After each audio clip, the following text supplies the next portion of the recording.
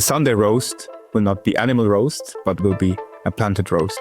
I don't really have problems with eating meat, and I'm not that excited about plant-based alternatives. But at the same time, there's more resistance within me to try them than there should be logically.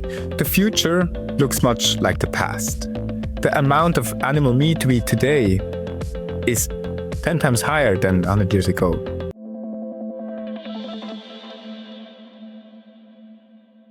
Is there an eco-responsible and delicious alternative to meat? Lukas Böni is on a mission to answer this question. As the co-founder of Planted, his company is at the forefront of plant-based meat alternatives. We'll dive into his journey, explore the future of food, and discuss how Planted is reshaping the way that we think about plant-based diets. And of course, we'll hear his wildest prediction. Welcome to the show, Lukas. Hey, Thomas, good to be here with you. So let's kick off with your wildest prediction. I think you've got a few, so hit us hard. Yeah, I have many wild predictions, but I think the wildest of predictions is that in some years from now, our steaks are going to be better in taste and quality, better for your health and better for your wallet. So the Sunday roast will not be animal roast, but will be a planted roast. So basically disrupting the most traditional element in, let's say, in a family's or in a person's way of consuming meat. Would it be like smoking, where there's almost a kind of societal tipping point where you kind of go from being in the masses by eating real meat to kind of being in this disgusting peripheral part of society? It's a good analogy. I think in some years from now, many people will look back and say like, hey, how could we do this to animals in this mass, right? So I think we will move the animal back again into our consciousness. I think the meat itself is not the problem. Meat is tasty, it's easy to cook, high level of convenience, but it's very de-animalized, if you want. So the animal is very far away. And yes, I think it's the same with smoking, right? 50 years ago, nobody considered smoking bad for your health. And now it's a very different story. And I think same stuff will happen to animal meat, but probably more on the ethical side of things. And what's sort of happening to make this shift? Because I remember growing up, I think there was something called Quorn. And then sort of more recently, there's obviously been a lot of people in the kind of plant-based meat space. It seems to be a very big topic now. What's happening to make that the case?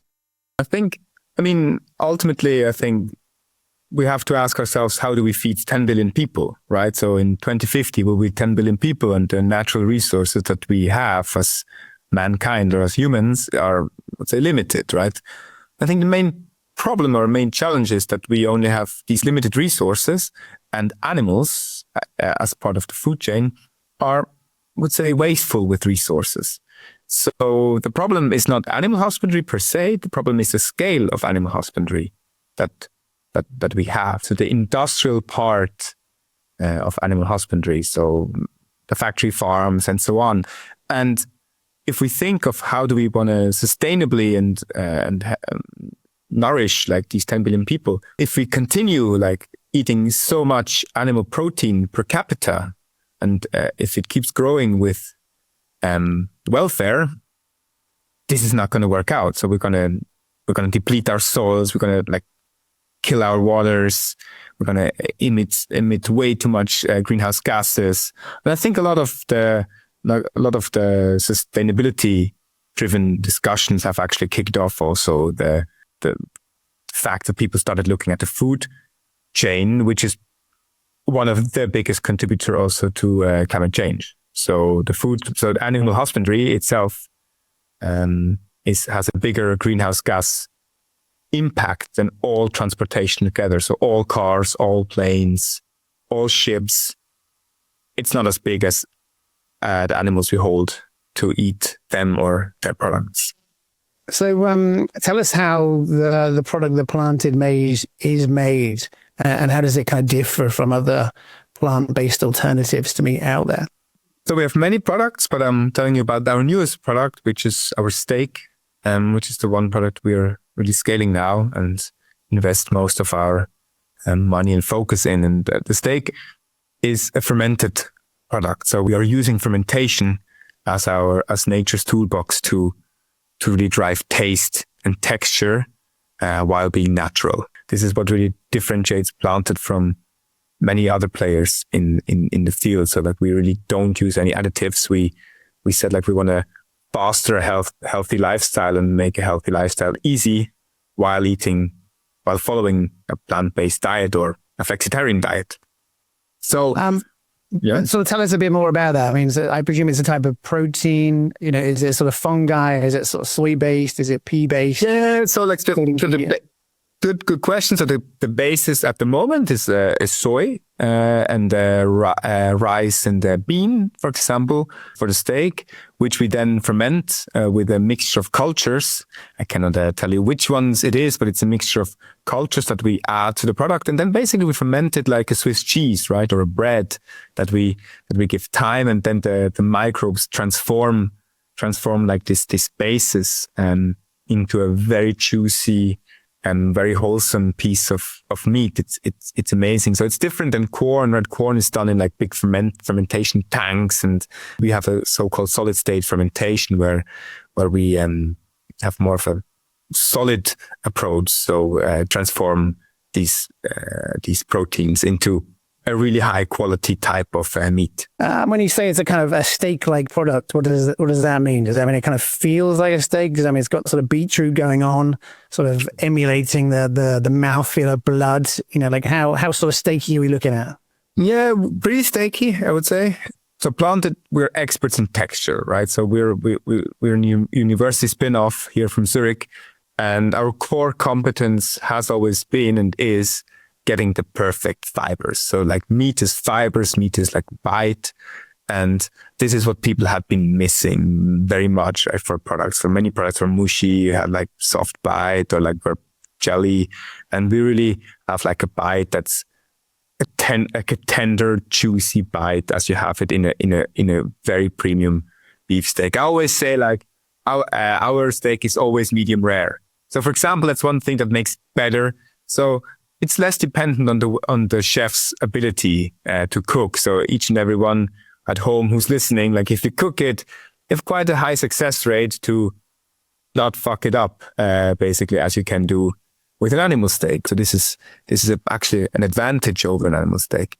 The taste, I would say, is we don't use any like artificial flavorings or anything. So the taste it's very close to, I would say, beef, but it's not exactly beef. For the prediction I said before, we think that this category that is building now and always with reshaping has really potential to stand on its own legs. And I think this fingerprint of like having a little distinct taste while ticking so many boxes, and we think this is a great way to. Did you kind of market it? I mean, is this put across as being like a meat but cheaper, a meat but healthier, a meat but you're not murdering millions of animals, like a combination of those things? Like where do you see the kind of growth in the market coming from?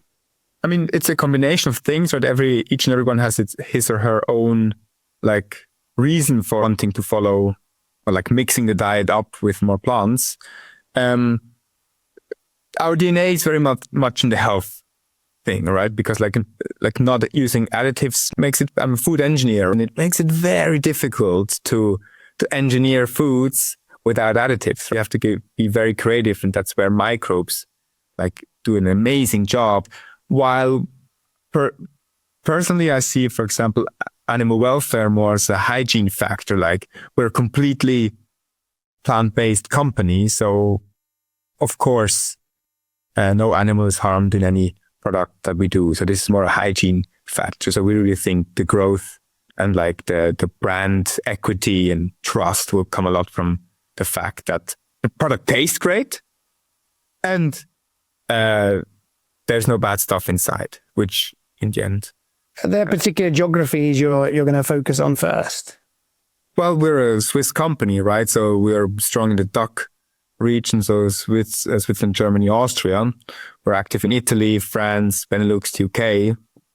So for the time being, that's where we focus on and where we have like markets active, and it's heterogeneous enough. Italy is very different from France and from UK and to Germany. So each country has its own preferences, and we're just about to learn as a company, which one work well in which geography. Are there kind of markets where meatlessness is taking off at a much faster pace? I mean, I sort of lived in Miami and I spent a lot of time in South America, a lot of time in France, the UK. And it's always clear to me in the UK, there seems to be a much stronger movement. You know, you can quite easily accidentally buy a kind of not bacon sandwich and a no chicken burger. Whereas in Brazil, you know, you do well to not eat 4 steaks every day. You know, which markets are sort of leading in this? In Europe, it's clearly the UK and Germany as big markets, and Switzerland is actually very ahead too.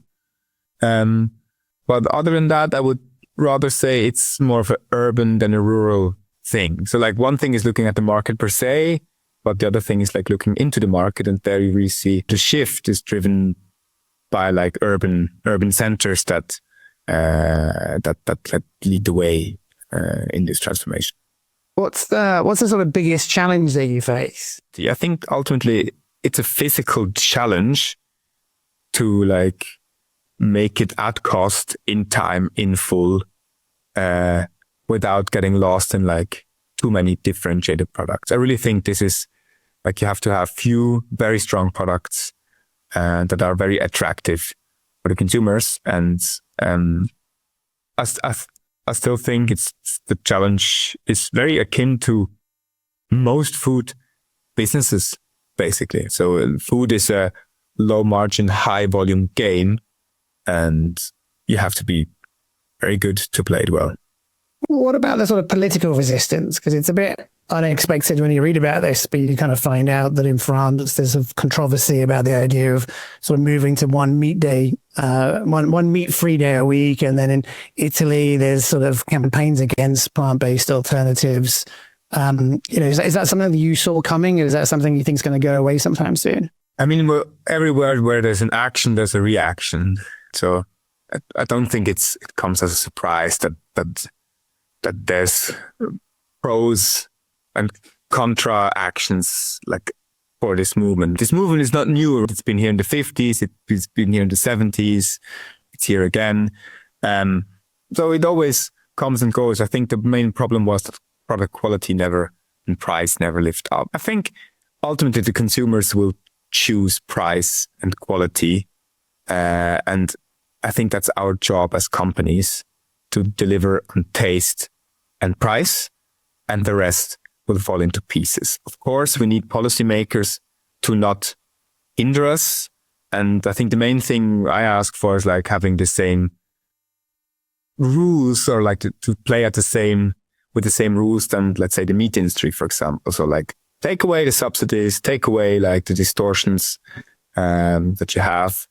And I think it's a fair game. That's what we need. And the rest, in a capitalistic system, is up to us to do. When it comes down to the kind of marketing challenge, I'm always kind of fascinated by how these kind of products are marketed and the degree to which kind of, you know, meat is bad. You know, you're an arsehole for eating meat. Come and try this. Whether it's a kind of nutritious, delicious, better type of food that's not having comparisons with meat. You know, I think about my own attitude sort of selfishly, where I don't really have problems with eating meat, and I'm not that excited about plant-based alternatives. But at the same time, there's more resistance within me to try them than there should be logically. You know, like it almost becomes a kind of a problem in my mind that they're kind of inserted as a kind of lesser option that's not as bad as they used to be, rather than the whole sort of brand new exciting category where, you know, there's new flavors and new vitamins that I hadn't thought about. So I'm always intrigued to know companies in this space and the degree to which they're meeting people and actually listening to, you know, their motivations and how they choose what they eat. And to what extent is this muscle memory? You know, to what extent is, you know, a Sunday roast is something that we associate with meat rather than food? You know, have you done a lot of sort of work with different people, and what's stopping them from joining? I think it's more of a trust thing. So I think you've been let down, to paraphrase what you're telling me. Right? Maybe you had a sandwich with fake bacon and it didn't deliver on like the bacon, it delivered on the fake, right? And you see, like, I think food is so much about trust, and it's so much like gaining the trust of consumers and say, hey, like, we don't let you down. So, I mean, the only thing I can tell is like, go taste our steak and like send me a feedback. And if you don't like it, I'll do my best like to try again.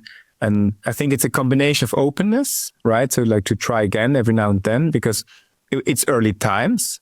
So it's about 1% of the market is non-animal meat. So it's nothing. Plus, of course, it's the value proposition. And I tell you, the moment the price is as soon as I have parity to animal meat, and you like to taste, or it's cheaper, the argument starts to be different, right? Then the world looks again very different. I'm sort of fascinated to know if there's something in our brains that cares about the origin in a way that transcends logic. And a kind of weird parallel is sort of fake plants. So I was shopping for some sort of real plants the other day. I think I was in IKEA. And from a distance, there are these amazing plants and they look fantastic. I got very close. They looked incredible. I got extremely close. They look wonderful. And then I realized they were plastic. And immediately the whole idea of the plants went out the window.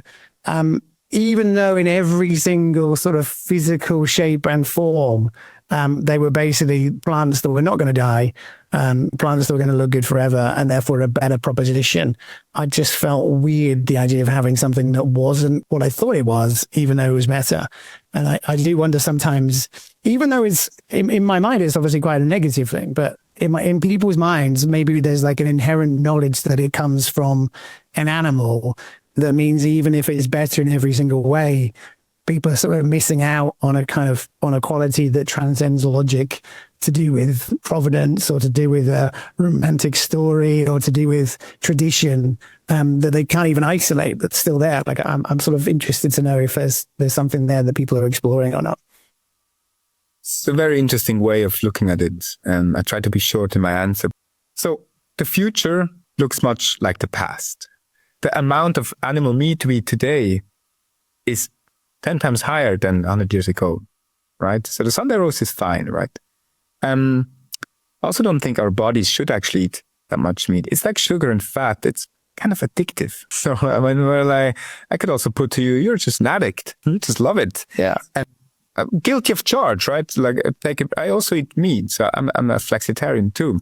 So I think it's the mix. Number one, like the mix is very important. And I think diversity on our plates, and we should go back to where we come from in a more diverse way we consume protein. So we want to deliver better protein as a mix. What you're saying is, I think, is a lot driven by the mimicry, right? Today we use all of these like animal terms, but the reason like we use animal terms is to help you in the way you cook it. So when I talk to you as a brand, I have such limited attention span I get from you, right? I mean, the only thing I can do is like, I tell you, it's like chicken pieces, because it triggers with you the curry recipe you have, like that you brought back from Thailand, or the kebab recipe that your friend gave you. So it snaps and you know how to use it. We will get to a point where people are very much more used to cook with these new type of proteins, and they don't need like the animal part to tell them what it is, right? And I think then we can also break this notion that you have in your head today, which I think is a fair one. So like say like, hey, is it an intrinsic thing, or is it in my genes? And I think it is. Actually, so meat has a craving, but I think your craving is not for dead animals. I think your craving is like for high protein, good fat, like salt, and this does not need to come from animals. Like microbes, they are amazing in doing stuff, and that's what we're gonna do. So I truly believe it's my wildest prediction, right? That maybe paraphrase it, microbes will cater to your craving that you have today for meat, but your craving is not for animals, it's for meat. And I think we can do that too. So as we're finishing off, what does this journey look like towards a meatless or a less meat future? Like, are there technology breakthroughs that are needed in your type of meatless food? Are there new sort of paradigms of design or economics that will take us to a different place? Or is it just incremental improvements along the same lines? I think it's a big part incremental, given that we need to change people's habits again. So you can't really change a habit, but you can change the source of the habit. And I think that that's what we're gonna do. So it will take a long time, right? Until the Sunday roast is not so much animal, this will take time. And I think technology breakthrough, we've done a great job at Planted, like to come up with the new technologies and like how microbes can transform foods to really something that you're craving and that's great for your health. And I think then it's time and scale and money to get there, and like one after the other to bring Makes a lot of sense to me. I think everyone in technology is absolutely obsessed with immediate and massive payoffs. And the sort of VC model demands that. But the reality is that something like food is so central to our sense of humanity, our sense of community, that these things are going to happen. It just may be quite slow and very steady and accelerating progress. And that's fine too. Lukas, thank you very much for coming on the show. Thanks, Thomas. Great to be here.